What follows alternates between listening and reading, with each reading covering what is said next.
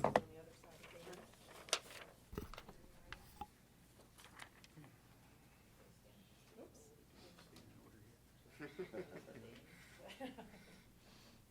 right. We good to go, Brian? Okay.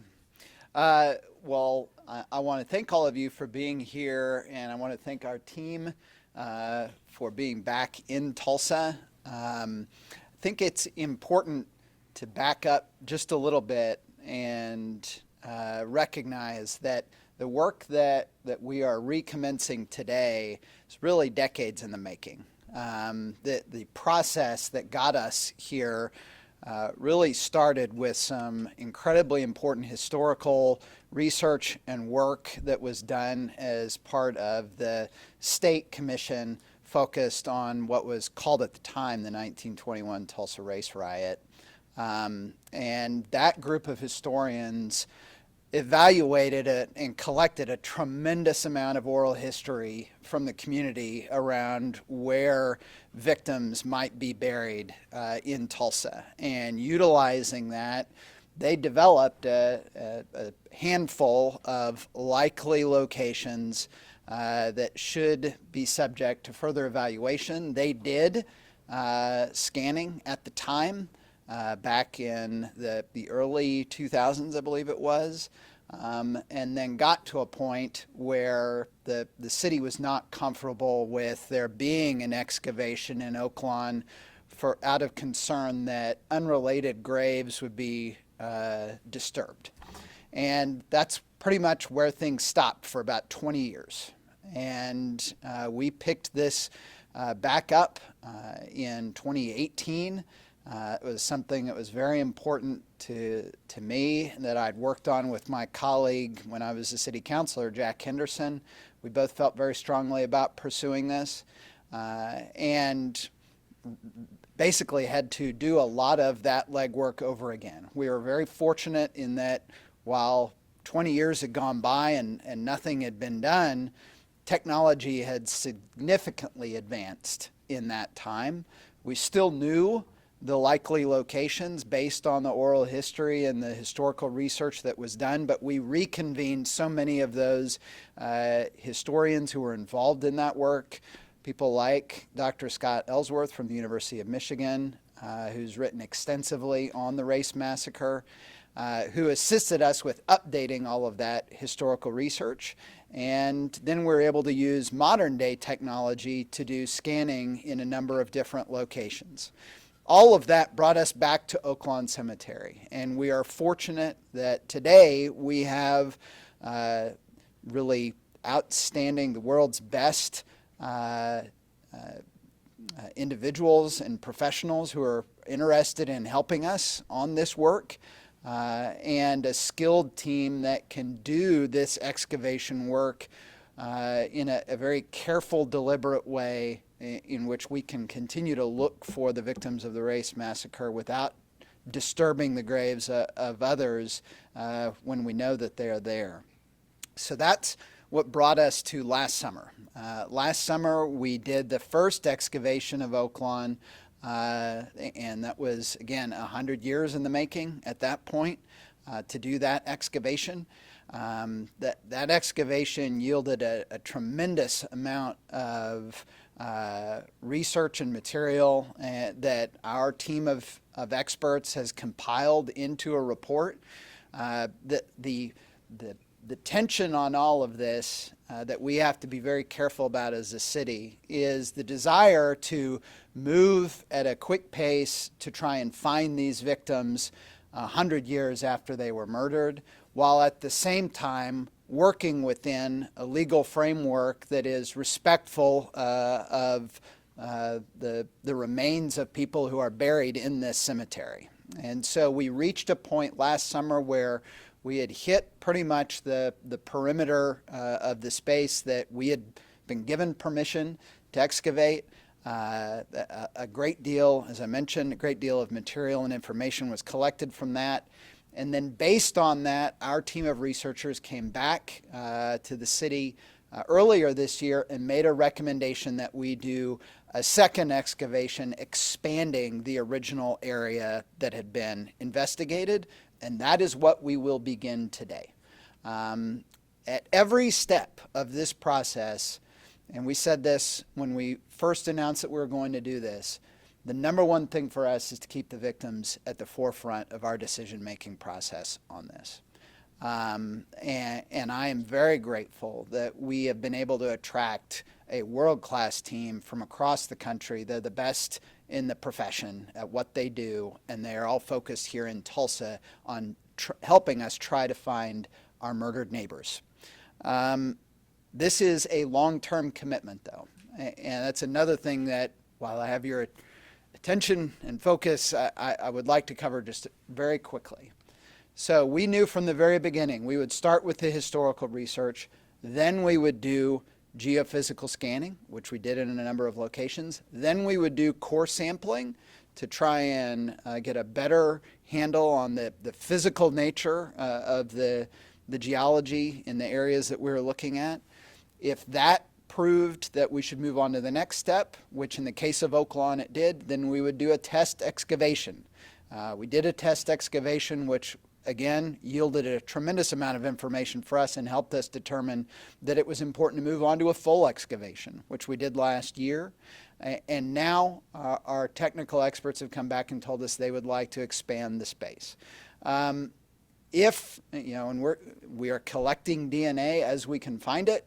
We're fortunate that we were able to collect DNA last summer from remains that were located there. You have to remember these are murder victims who were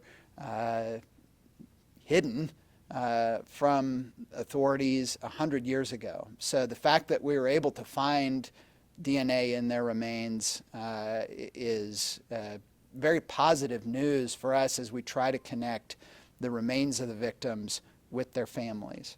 But that connecting part is going to take years. And I say all this is a long-term commitment from the city of Tulsa. This is not something where we ever expected that we would go out and in a couple months or even a year or two, we would have everything figured out and it would be done. So long as I am mayor, this will be a top priority where we will continue to follow the recommendations of the professional experts who know how best to find these victims.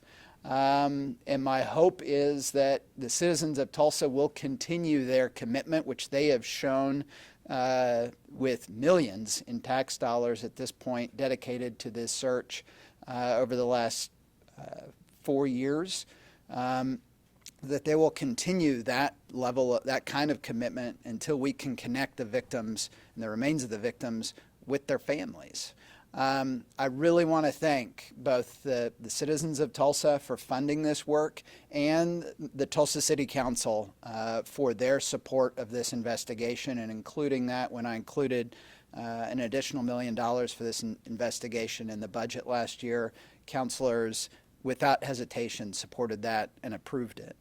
I want to thank the Tulsa Fire Museum, who's been very generous in letting us use their campus to locate our trailers that we're using on this site, as well as their building to hold different meetings and press conferences.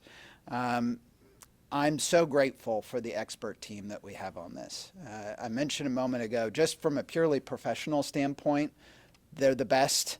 But what has struck me is that for them, this is a very personal undertaking. This is not cold and clinical for them. They have very much invested themselves personally in this search, just as we have here at the city. These are not numbers for them or for us. These are Tulsans who were murdered and who we are trying to find so that we can give their families the opportunity to bury them that they never had, and the knowledge of what happened to them, which they, 100 years later, many of them still don't have. Lastly, the other question I get a lot is why Oaklawn and why this particular spot? Well, everything that we've done, that process I mentioned earlier, from the historical research to the core sampling down to the excavation, has again and again and again pointed us to Oaklawn.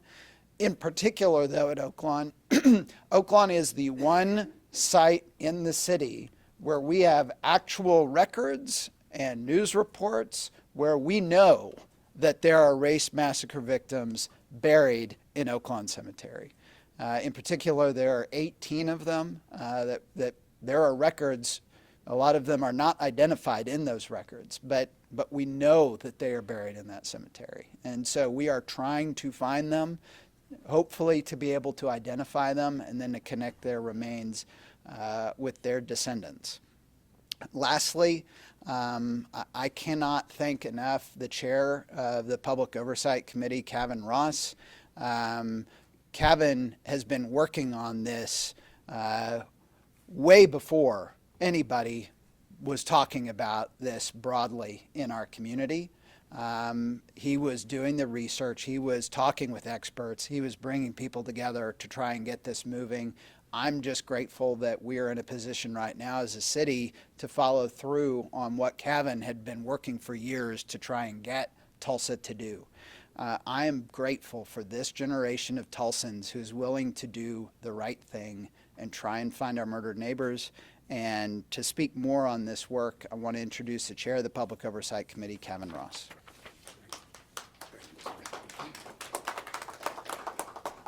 Thank you so much. My name is J. Kevin Ross, chair of the Public Oversight Committee for this mass graves investigation. And as the mayor had just stated, I've been working on this for a very long time, even going back to the period of the Tulsa Race Riot Commission report, where I interviewed the riot survivors at that time when they gave their testimony to the commission, and also befriended a lot of those survivors who told their stories to the world before they left this world. And I'm truly grateful to hear their stories and become great friends. As we move on, there are some folks who criticize our effort, and that's fine. Everybody has a voice. But in this aspect, we will move on and continue to look for those early Tulsa pioneers that lost their lives during a period that's hidden from us for many years until now, where today we are looking back in the past to find out what happened and to utilize that not only a stepping stool to figure out what happened back then, but also to work towards our future. Our young folks are watching our every step. And we want to be, like was said earlier, on the right side of history. I'm loving this position. Like the mayor said, I've been on this for a long time. I've seen the ups and the downs, and I must say this is the most up I have ever been while we're going through this. I love the fact that our children are asking questions, want to be play a role, community members, despite all the noise, want to play a role, and we welcome them all to be a part of this part in history. And I always tell them, said, you can make history by being a part of it. And days later, decades later, you look back on this time, like I have looked back on time and saw the works of not only what I've done, but the works of my father, who started this whole thing many years ago when we were young. And so I'm so glad to be assembled once again with my friends. Even though they live in different parts of the world, they are Tulsans today until we finish this job. This is my family, and I'm waiting for the other part of my family to come in, and as well as the other members of the Public Oversight Committee to also play their roles as we look back in history, search for our dead, and put them to a proper rest. And as we got these technical experts in our midst, to cover those bases, to answer those questions, or at least try to attempt those questions that were never answered many years ago. We are getting closer and closer for those final steps. And some folks will criticize me when I say this, and I mean it to my heart. And that is, we can make this an opportunity where we can be a one Tulsa. Because this is not a black Tulsa issue. It's not a white Tulsa issue. It's not even a Native American issue. It's a Tulsa, Oklahoma, United States issue. And the people, as we learn together of a history that has been hidden for over a century, I'm so glad that we are going to be on the same page of learning and having those discussions and making a way out of no way. And I'm so honored. And I'd like to introduce my good friend. I'm going to call him a new homie. And that is Ryan Peterson, Senior Principal of the Stantee Incorporated, better known as Cardinal. Could you please come on and welcome my good friend? Thank you, Kevin. Appreciate it. That's a tough follow for me, but I'll do my best. Thank you for having me here. Thank you for the introduction, Kevin. It's an honor to be part of this team again and to have it all together as we had it in the summer of 2021. Just about every single person that was involved that summer will be involved again from our team on the Cardno, now Stantec side of things. Sorry for the two names, but we're in a transition right now. And we're just humbled to be here again to help with the process and help with some closure on this important investigation. There will be three different aspects of the project discussed today. There will be me talking about briefly the field investigation, Dr. Stubblefield about the forensic analysis in the field, and then the DNA analysis will also be covered. We are going to continue the investigation, as the mayor said this afternoon, that it will happen immediately following this press conference. We'll proceed with relocating the areas that were investigated last year and expanding them to the west and to the south, following the recommendations of the report that was produced following our previous investigation. We'll be available, or I'll be available to this team and to the mayor's office the whole time, and we'll be completely transparent with our whole process with our team. That's about all I have for specifics on this aspect of the investigation for the time being. I'd like to introduce Dr. Carrie Stubblefield to talk about the history.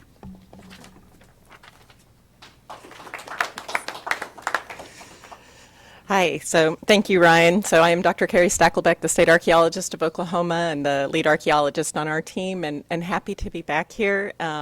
As the mayor mentioned, we have an incredible team, and everybody is just so dedicated, and we appreciate the continued support of the city and the continued support of the mayor. Thank you. So just to kind of go back to some of the points that Mayor Bynum raised, so we have he did an excellent job of summarizing kind of what brought us to this point in the investigation. One thing to kind of just point out is the fact that, archaeology is, as you guys know by now, not much of a spectator sport. It does take us time to do the work that we do when it comes to the process of excavation, and then also coordinating with our forensic team as well in terms of compiling all of the information, all of our data, to truly tease out and understand the different patterns that we're seeing in the information that we're gleaning through these various steps of the investigation. And this is critically important because, unfortunately, as you all know very well by now, we have scant few records to go on to tell us exactly what happened in those days during and after the Tulsa Race Massacre in 1921. And so that has thwarted our efforts to locate the unfortunate victims. And so we use these techniques that are available to us now through archaeology and forensic anthropology in order to try and discern those locations to the best of our ability.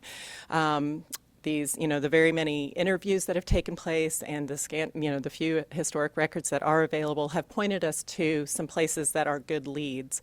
And we have done our level best to try and develop a process to test those locations and hopefully ultimately be successful at finding all of these individuals to the best of our ability. With that, there is a process, so it's a discovery process. So it's not until we break ground that we start to get some of that information that truly will help us know whether we're in the right place. And so it's an additive process. Each step along the way, we have learned more than we did before, and we know tremendously more information today than we did previously. And hopefully, if you've had a chance to wade your way through that 1,000-page report and done your homework, then maybe you know a bit more about what we have actually learned through this process. That's a very comprehensive document, and I would point all of you to it, and it's on the city's website for this investigation if you have not checked that out yet. So I highly encourage you to examine that, because it is a very comprehensive document that contains everything that we have learned up to this point in time for the areas where we have actually conducted excavations. From that process, so where we left off last year, we have been able to take the information we learned and apply it to our reopening of the investigation or excavation process this year. And our main thing is we're looking for patterns, right? So when we initiated our process of excavating in the what we call the original 18 area and that southwestern portion there in section 20 of Oaklawn Cemetery, we did so based on the available information, and we had crafted a research design that was geared towards recovering information initially by Clyde Snow's model of how we should anticipate the distribution of any individuals that we would encounter for some of those who were named victims and others who were not named, but that we anticipated to recover in that portion of the cemetery.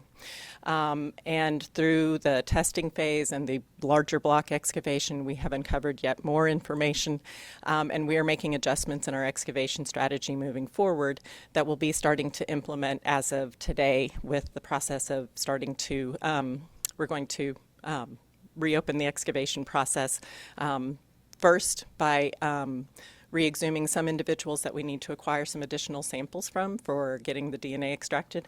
And Dr. Stubblefield is going to speak a little bit about that.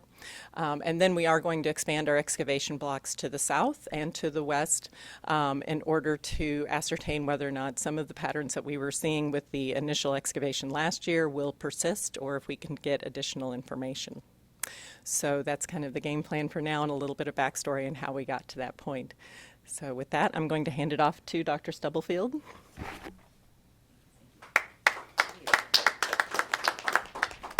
Good morning, everyone. Thank you all for being here. I really appreciate your involvement in our investigation.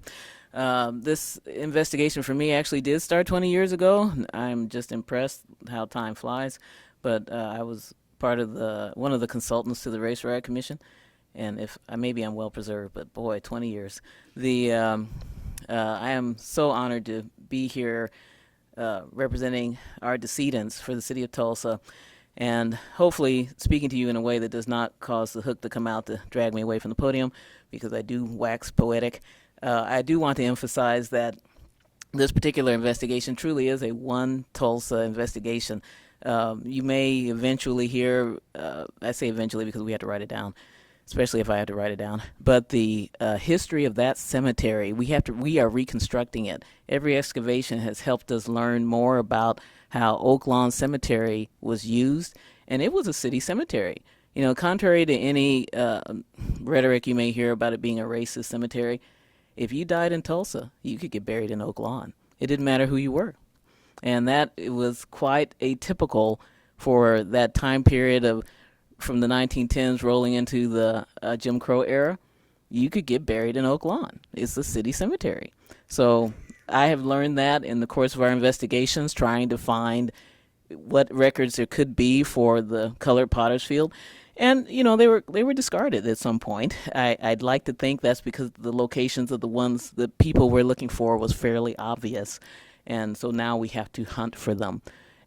But the picture of how Oaklawn has been used is, you're a Tulsan, you can be buried there. And so in that regard, we are looking for our race massacre decedents in the area, Section 20, also known as the Colored Potter's Field. And last year, we recovered one individual that fits the model as described in the newspaper accounts from that time. So the decedents we still have records for, they were males. Most of them died from gunshot wound injuries based on their death certificates. They're not all identified. Some of them did have names, and they were buried in Oaklawn Cemetery unless they were transported elsewhere. Some of the decedents, like Dr. A.C. Jackson, were transported to their home cities and buried there. But we are looking for still 18 with individuals without headstones that are adult males buried in plain caskets. So we will be targeting in our excavations plain casketed individuals. We can't always tell if they're male, but if you looked at the report, you may have noticed a trend where women got buried in nice caskets. There's something cultural there, but let's think about that at a different time. But we didn't have any plain casketed women in our recovery last year. So in addition to trying to get a little more DNA sampling for the individuals, and I'll let my colleague Danny Helwig speak to the need there, we will proceed in the investigation once we've gotten the samples for the individuals we recovered this summer. We'll proceed into excavations for plain casketed individuals in our expanded search area. So on that note, I will hand off the podium to Danny Helwig.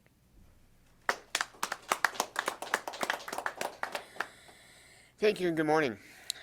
First, as everybody's kind of attested to here, I'd like to express my solemn honor to be here as a part of this community and a part of this team that's doing this really important work. It's an amazing team to be a part of. My name is Danny Helwig. I am the Director of Laboratory Development for Intermountain Forensics. We are a nonprofit forensic DNA testing laboratory based in Salt Lake City, Utah. And on behalf of Intermountain Forensics and truly the entire forensic DNA community, we're behind you and we're here to offer our support. And make no mistake, I might be the individual represented here, but behind us is we've assembled some of the most cutting-edge science in forensic DNA and some of the best and brightest in the fields of forensic DNA, paleogenomics, and investigative genetic genealogy. And it truly is that team that is here to support this investigation and really do the work to make this a successful. In times of tragedy, the forensic DNA community tends to come together to help. We saw this in, I think the most opportune example of this is 9/11. The trade centers and the Pentagon, we all got together as a community to try and support that and identify those individuals that needed to be identified and brought names. And we are behind you. Because here in Tulsa, the race massacre happened more than a century ago, it's provided a unique challenge for us as a community and as a laboratory, where in 9/11 or some of the war disasters or climate tragedies like the tsunami victims, we had names of individuals missing and relatives, very close relatives, fathers, mothers, brothers, sisters, that we could connect to make those identifications and bring back those names. This is a very unique situation. We're more likely to be dealing with great-great-grandsons and daughters or great-grandnieces and nephews. That provides a unique challenge and one that we need the help from this community to solve. And you've stepped up. You have given us your friendship, your support. We feel a sense with this community, and we appreciate it. You have given us your stories. You have volunteered your histories. And in many situations and many cases, you've even volunteered your genetic history to help us work through this investigation and put names to these individuals. And we cannot thank you enough for that. We'll continue that process today and in the future. These samples are very difficult, very degraded. They are a unique and very challenging obstacles to overcome, but we have the technology and the personnel to make that happen. And we'll continue that today, getting more samples, identifying less challenging and more fruitful places where we can identify DNA profiles. And as well, just the help and support from the community, it has been amazing. We thank you. We have our little Intermountain Forensics family has felt supported and trusted, and I personally vow that we will not betray that trust. And we will continue to work. We will leave no stone unturned until we can bring faces, bring names to these individuals, and more so connect and provide some closure and hopefully peace to the families that are associated to these individuals. Thank you so much for letting us be a part of it. Michelle?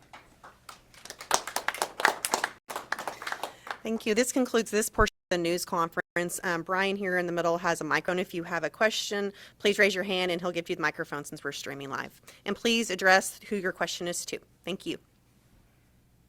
Hi, this could be for really anybody. Just a logistics question. Given the size of the last dig, I believe it was 19 by 10 feet, if I remember, and given what you hope to your parameters to be this time, do you have an estimate for how long this excavation could last?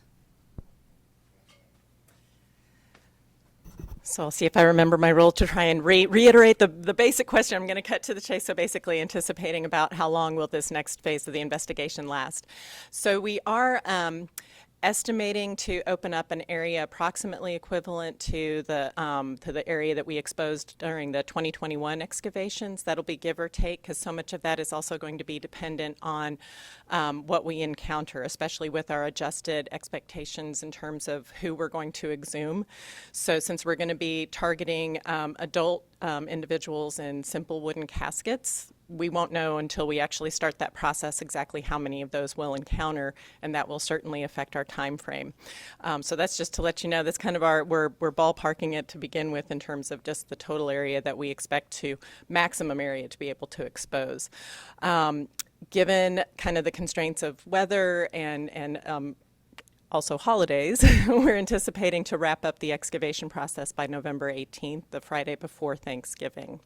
I think it's important to note that this is a phase, and we see this as a phased approach. So much like the previous steps that we have taken, at each one of those steps, we have gathered and amassed information that we did not have in hand previous to that work. So again, this is an additive process, so we see this as a phase of the investigation. So us saying that we will be likely ending on November 18th as far as the actual excavation process doesn't mean that that's the last word. That just means that's when we're anticipating being done with the excavation process. The forensic work, much like last time, the forensic work would likely extend beyond that point. And then there will also be subsequent time that would where we would be doing the reburial process once all of the forensic work, and we know that we have viable DNA samples. Once that's complete, that's when we would be anticipating the reburial. Mayor Bynum, this is for you. You talked about the fact that this is a very long-term process, that the answers that you all are looking for could take years, that you're committed, obviously, during your term in office to this. But is there any long-term plans or long-term steps to make sure this continues when you are out of office? Well, and the question is, what are the plans to ensure this continues after I leave office in about a little over 2 years from now? My hope would be that the citizens of Tulsa, who ultimately decide how the funds of the city get spent through who they elect, would continue to be committed to this process and see the continual improvement we're making and how close we are getting. Every time we go, we make progress. I thought Dr. Stackelbeck said it so well. Every excavation we've done on this, every step of this investigation, we have come away with more information than we had before. You might think of it, I think of it almost, kind of like when you're walking into a room for the first time. There can be overwhelming, and there's some things you notice and other things you don't. And the second time you walk in, there's more. And by the time you've walked in that room several times, all of a sudden you're very familiar with it. You know where everything is. That's what we're going through right now with this. With everything being underground, it requires a repeated process. First with the historical research, then with the scanning, then with the core sampling, then the test excavations, and now with at least 2 rounds of excavation, and we'll see what the experts tell us after this. But I think the citizens of Tulsa in the last 4 years have demonstrated their commitment to doing this. And for whoever is running for mayor in 2 years, my hope would be that they support this. We have a city council right now that supports this and has supported funding for this investigation. And this isn't like, in my opinion, where we've been in the past where there are excuses for not moving forward on this. There is no excuse to stop this. There's no reason to stop this investigation until we find these folks, so long as these experts are telling us what the next step is and what they require of us as a community to find them. Again, and I come back to, and I didn't mention this earlier and I should have, the reason the city of Tulsa is doing this is not a historical research project for the city of Tulsa. City of Tulsa is doing this right now in 2022 because the city of Tulsa didn't do it in 1921 like it should have. Everybody that lives in our city, there's a basic compact between the city and our citizens. And that is, if that you were murdered, we will do everything we can to find your remains and bring your murderers to justice. We're going to do everything that we can. We can't control what the city did 100 years ago, but we can control what we do today. And my hope is that we've established this as an initiative of the city, regardless of who the mayor is. But obviously, that'll be up to the candidates 2 years from now. I wish I could say I've figured out how to lock this in and make sure that it's done long term. But the reality is, the way democracy works is that the citizens get to pick the people who reflect their priorities. I think the citizens of Tulsa have shown that this is a priority for them, but they'll get an opportunity to reiterate that in 2 years in the mayoral election at that point, and with the people that they elect to the city council. I had a question about the DNA analysis process from last summer's excavation, actually. I believe 2 sets of DNA, viable DNA, was found on that. I was wondering if there's any updates regarding those 2 samples, and if there's, any updates. Yeah. The question was to kind of go over the updates on where we are with DNA and on the samples that have already been submitted. And yeah, you are correct. we have employed some of the most cutting-edge technologies that we can, and when we ran up against roadblocks, we found new technologies in the paleogenomics world to overcome the fact that these are a century old. Those samples continue to roll along.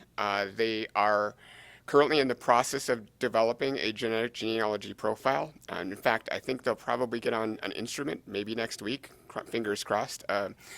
I think those samples appear to be viable. You can never know until you know, but from a DNA perspective, but I have a lot of optimism and hope on those, and I would expect to see some more results in probably the next few weeks. It will be weeks, not months, that's for sure. Awesome. And then are you guys moving closer towards getting an actual name for some of those DNA analysis, or what would that next step be? So to get a name of the individuals is more of an investigative process than a DNA. So the goal here and the process is we extract the DNA from these difficult samples. We use a very intense process to provide a genetic genealogy profile that then becomes an investigation. Those investigations can take days, weeks, months, or even years. There's really no way to know how that's going to work. But once we provide that profile, which again should be in the next couple of weeks, then it will be onto a world-class investigative genetic genealogy team to start that process of investigation. And I really couldn't tell you because we just don't know how long that will take. No worries. And then a second shorter question. You mentioned that you need new samples from previously exhumed graves. Were the previous samples from those graves just not viable enough, or are you trying to get something a little more solid? Well, there's a variety of different on these samples. I've put them in kind of into tiers. They're samples that are very light right now on DNA, some that are semi-viable, some that are just about to on the threshold of going forward, and these two that have moved forward in the process. This is a very difficult science in that you just really can't tell when you take a sample whether it's going to be preserved or if degradation has affected it. So some of these will be to try and get over the threshold. Some will be to find samples that potentially are more viable with DNA now that we know from the first round of testing what we got. But it is to just sort of keep building up the amount of DNA that we have until we hit that tipping point, and once we do, it moves forward in the process. Thank you. I think this one would probably be for the mayor. You mentioned the city having the duty to get justice and for these people who were murdered. Obviously, this happened over 100 years ago now. If these people can be identified and they're figured out who they are, what in the form of justice would that look like, seeing that the people who committed these crimes are probably not alive anymore? Yeah, for us, we're taking it one step at a time. And the key responsibility at this phase is to find the victims and try to identify them and connect them with their descendants. And then what occurs from there, occurs from there. But we've really tried to take this one step at a time. You know, I know, and I deal with this myself. There's a desire to want to just jump to the end of this whole investigation and say, here's the outcome. And the reality is, you know, with the nature of this, trying to find people who were deliberately hidden over a century ago after they were murdered is incredibly challenging. And so our focus right now is just on what we can control at this phase, which is funding the search for those victims and trying to find them, and then utilizing technology, more technology that was not available 20 years ago, or maybe even 2 years ago, to try and connect the victims with their descendants. So we are taking it one step at a time, and as I've said throughout this process, we will just follow those steps wherever the evidence leads us along the way. I have a question for Danny. Just looking at my notes from September, I mean, just really a month ago, I'm just wondering if you can give any update or clarity to this from your colleague, Allison. It was about the people who are giving DNA to you to have it compared at some point. She said, we've received dozens of submissions containing family stories and family trees. About 70% of those people have already taken a consumer DNA test like Ancestry.com or 23andMe, and a good portion of that 70% had already uploaded their DNA test to one of the two databases that you'll be using. And among the 30% of information donors, it goes on and on. So I'm wondering if you can give any update of about how many people you have DNA from for this work. So the question is the community support. What do we have in terms of histories, in terms of stories, and in terms of genetic history to provide to these genealogy databases? I don't have specifics because that number changes on a daily basis. I can say that we continue to be humbled and to be approached by members of this community to share those stories and share those. I know that there has been more uploads that have occurred. I honestly can't give you specifics at this point. It's a bit of a moving target, but daily we're getting more stories, more submissions, and more uploads to that database. And to be clear, we consider it a very personal choice, and we are just here to provide information as to what that choice entails. We do not collect that DNA. We do not store that DNA. We don't have this. It is just facilitation and education. So it's a personal choice for members of this community, and we appreciate those that have provided any and all histories and even genetics on that.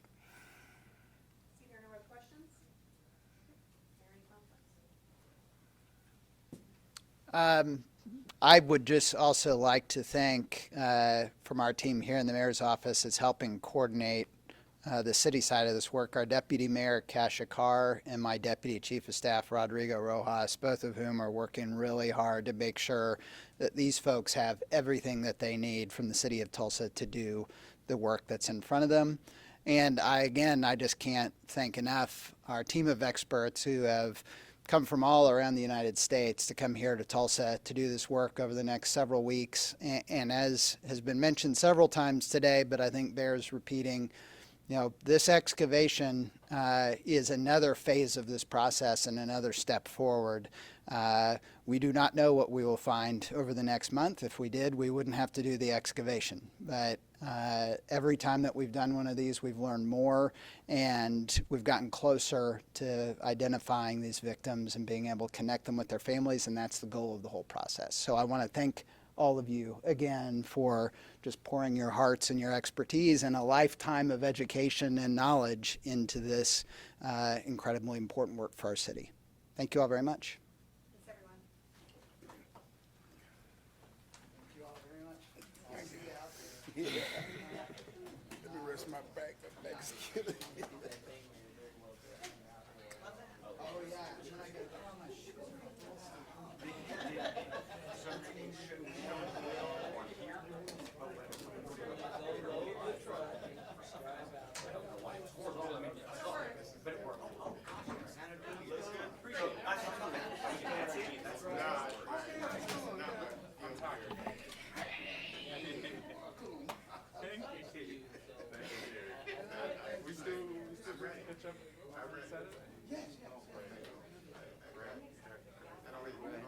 My friends, I missed you.